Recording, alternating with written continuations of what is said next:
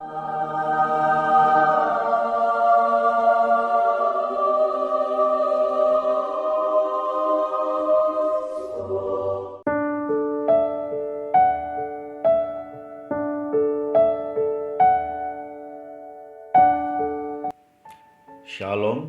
salam damai dalam nama Tuhan kita, Yesus Kristus.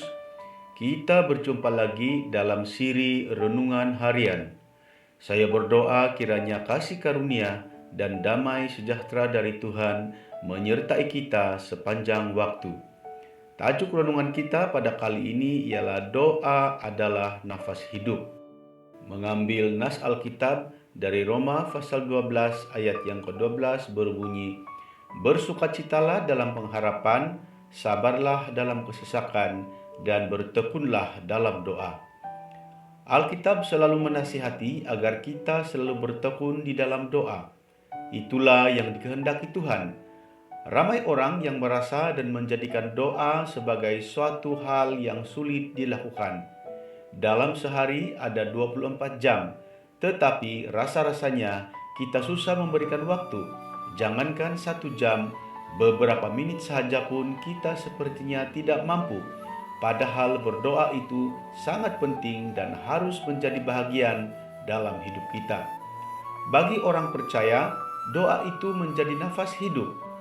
Bayangkan jika kita tidak dapat bernafas beberapa menit saja pun, kita pasti akan mati. Tanpa doa, kita pun akan mengalami kematian rohani, terutamanya pada masa-masa sukar sekarang ini. Jadi masihkah kita tidak mau berdoa? Alkitab menyatakan, sebab itu hendaklah setiap orang saleh berdoa kepadamu, selagi engkau dapat ditemui. Sesungguhnya pada waktu banjir besar terjadi, itu tidak melandanya. Dicatatkan dalam Mazmur pasal yang ke-32 ayat yang ke-6. Karena itu, doa harus menjadi keutamaan agar hidup kerohanian kita mengalami kemajuan dan kuat di dalam segala keadaan. Apa sebenarnya yang terjadi ketika kita berdoa?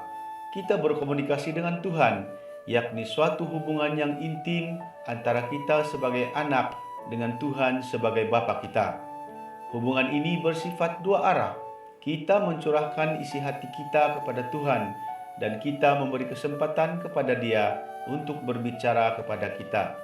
Selalunya apa yang berlaku ialah kita hanya berdoa apabila butir-butir keperluan kita telah terkumpul tanpa menghiraukan apa yang Tuhan mahukan.